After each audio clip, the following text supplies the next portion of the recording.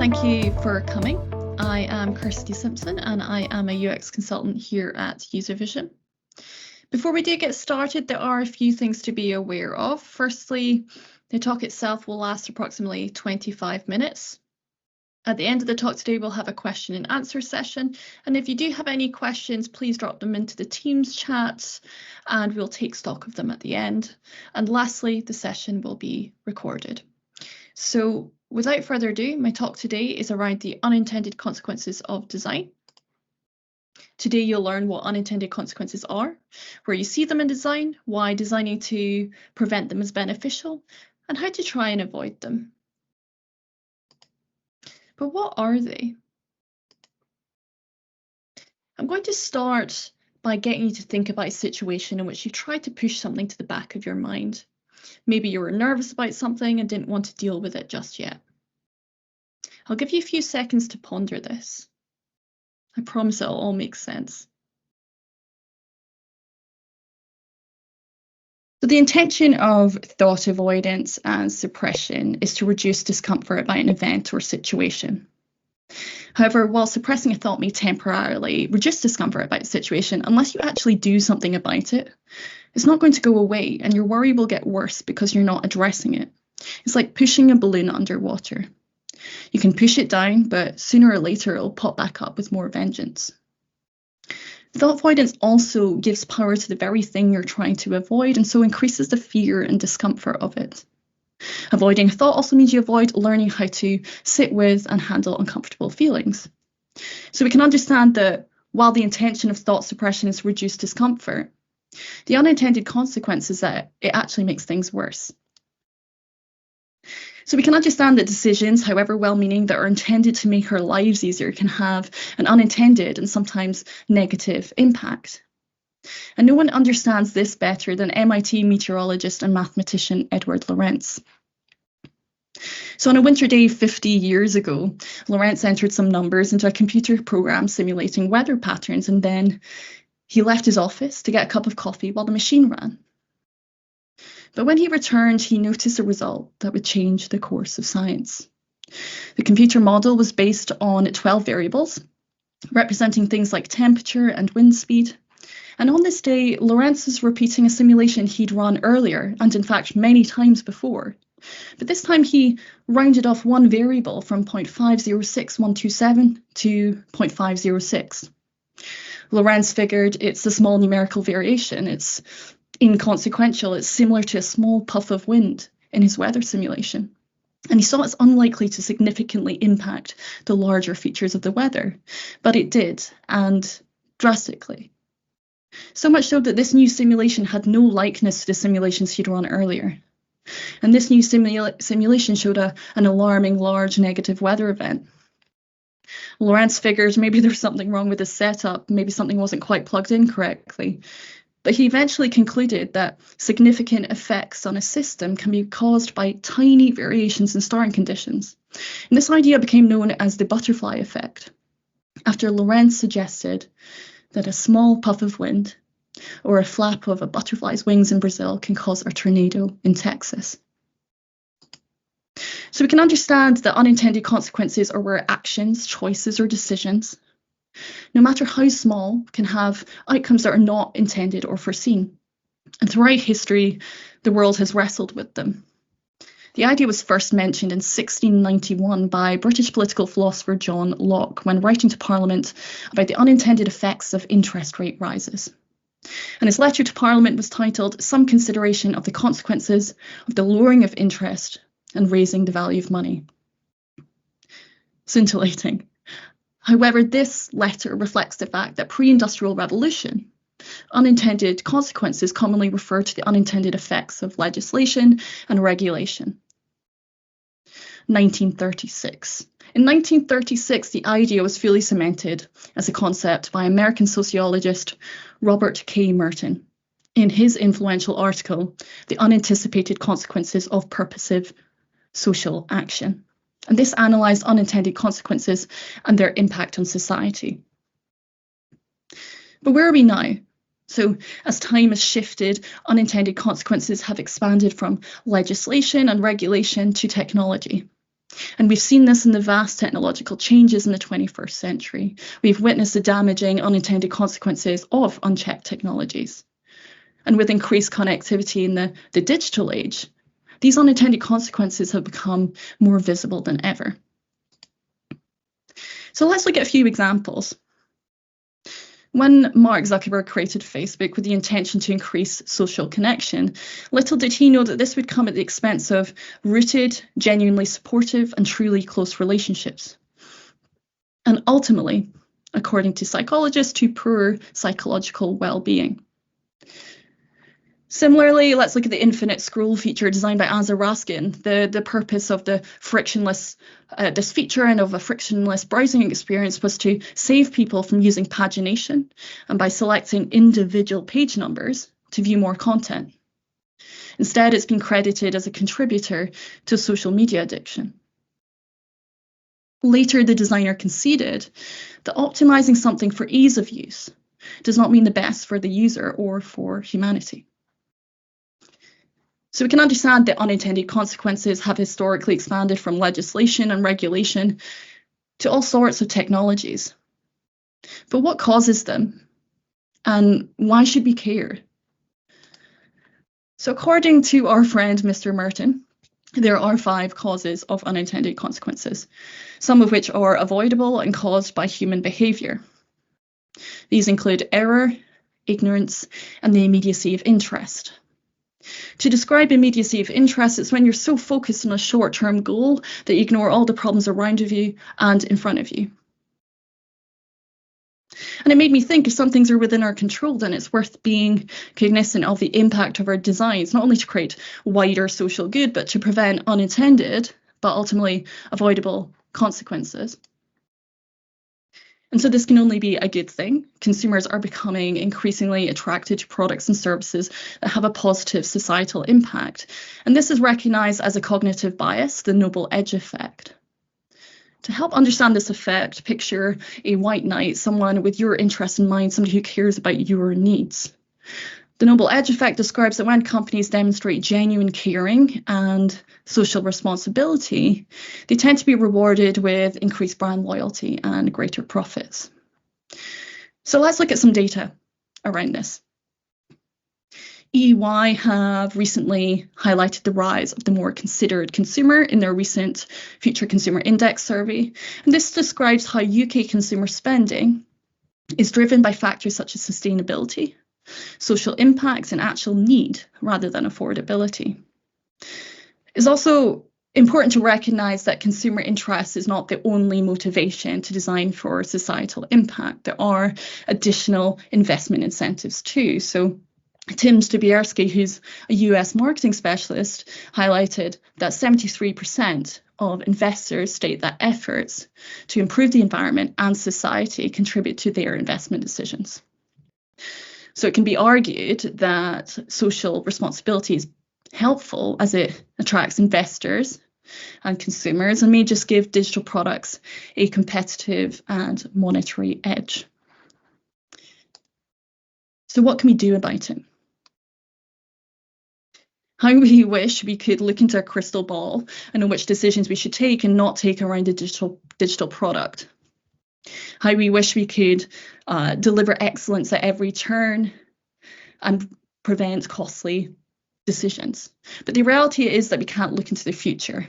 And we'll never be able to eliminate business and product risk entirely, but prevention and anticipation is the best insurance against loss. So what can we do next?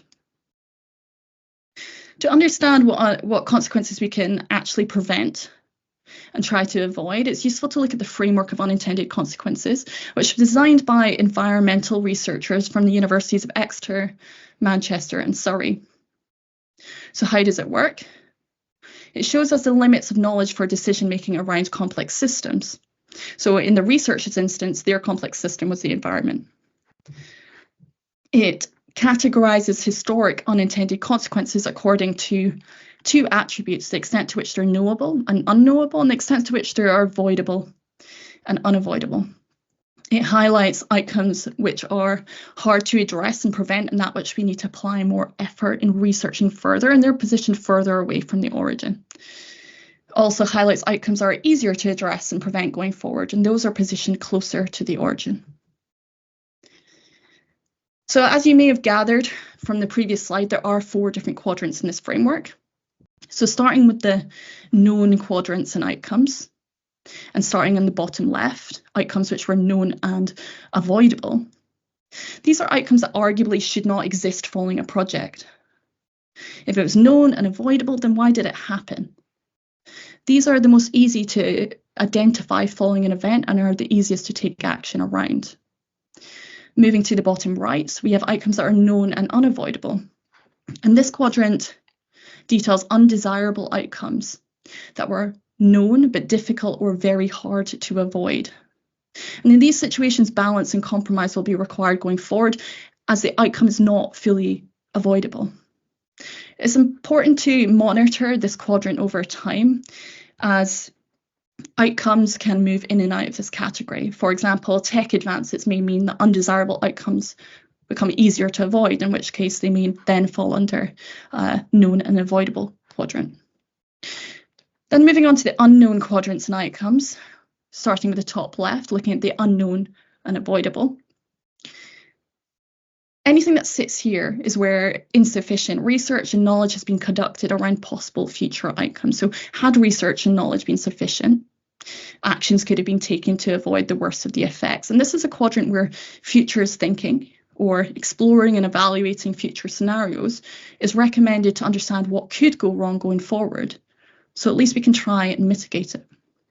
And then lastly, moving on to the remaining quadrant, which is the unknown and unavoidable in the top right.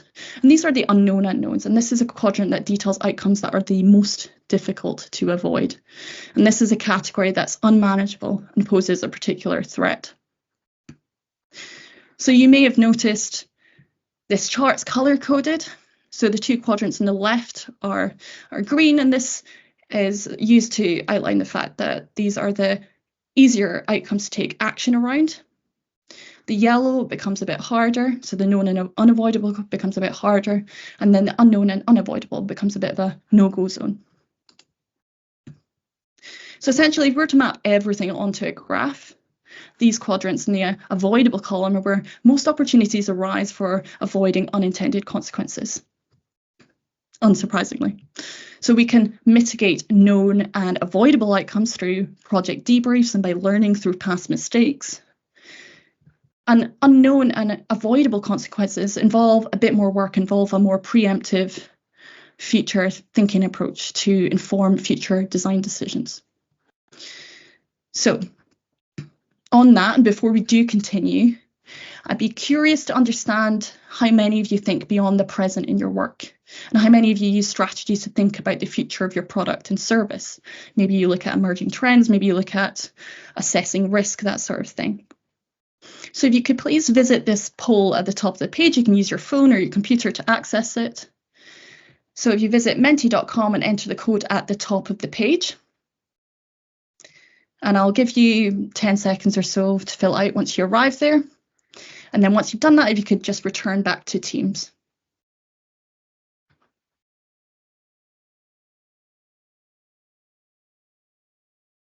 Give you a few seconds.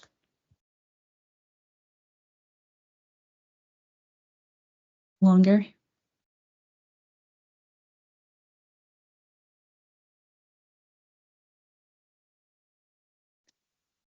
Okay. So it looks like most of you have answered yes, and that's great. And it looks like you're all on the right track. And hopefully you find the rest of the talk helpful and gain some other ideas on how you can think about the future.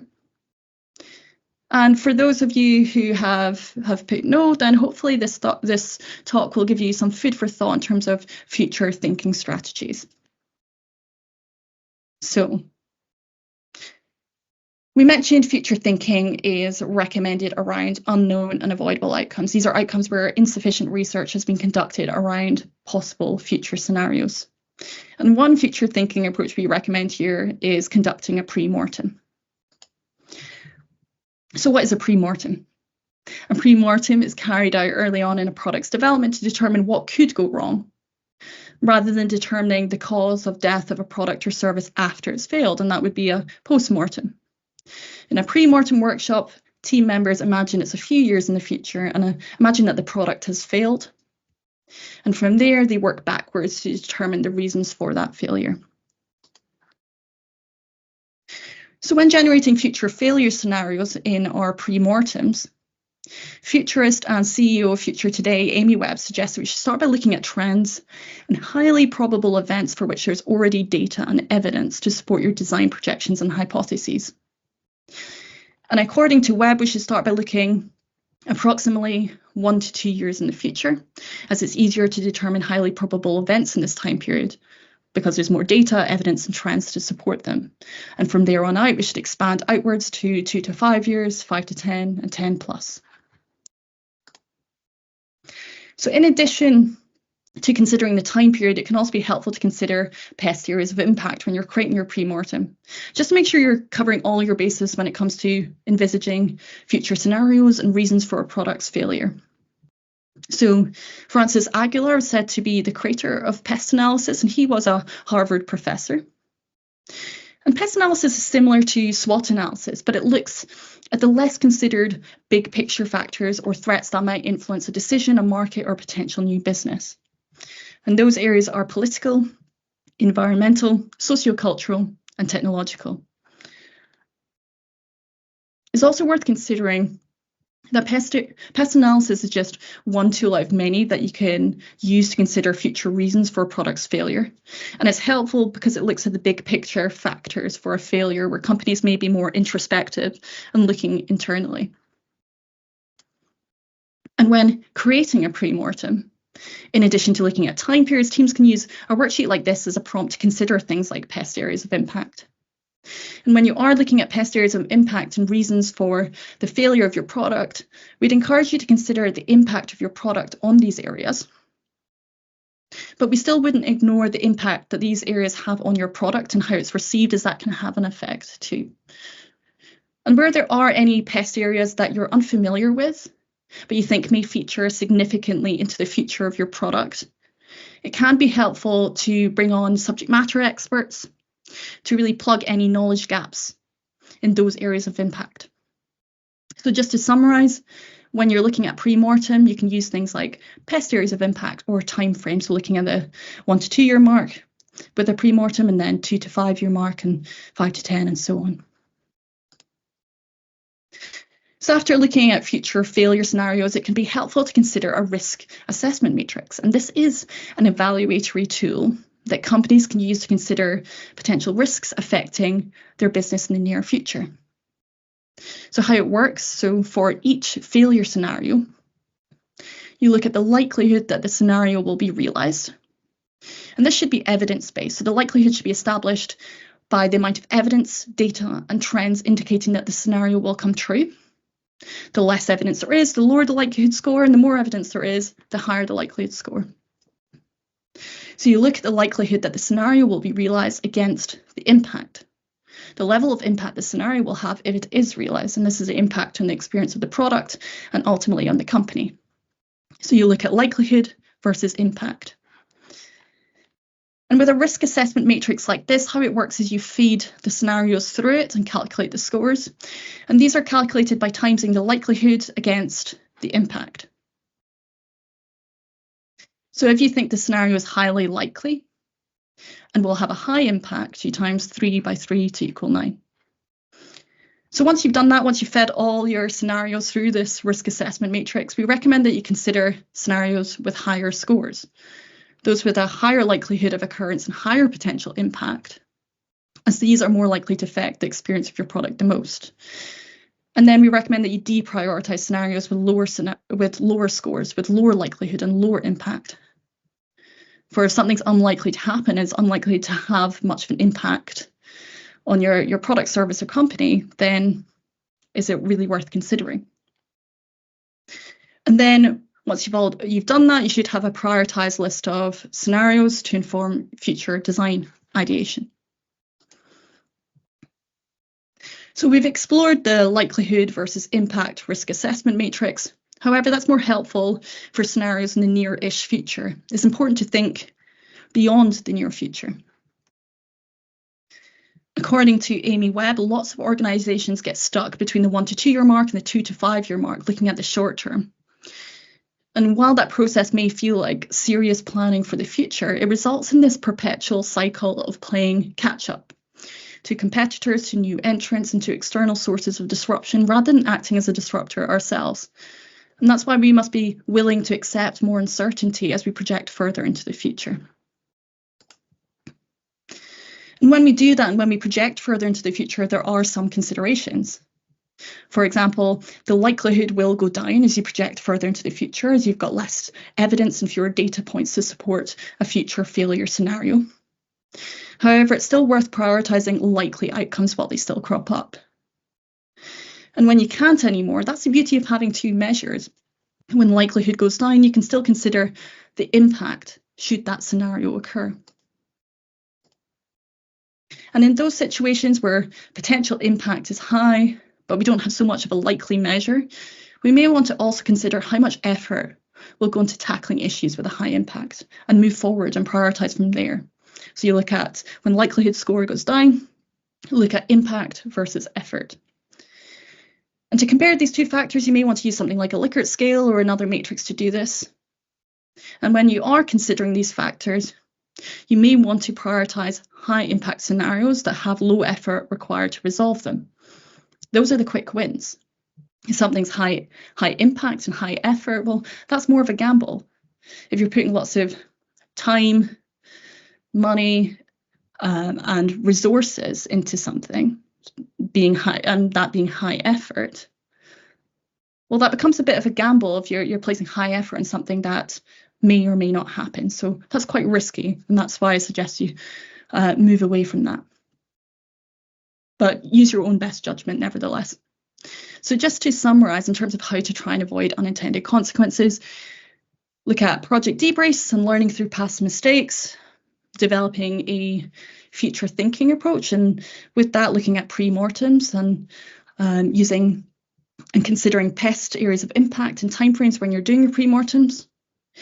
When you've generated your sort of future failure scenarios, we recommend that you feed them through a risk assessment matrix, looking at likelihood versus impact. And then as you project further into the future and your likelihood score goes down, then we'd recommend that you use assessment matrix, but instead look at impact versus effort.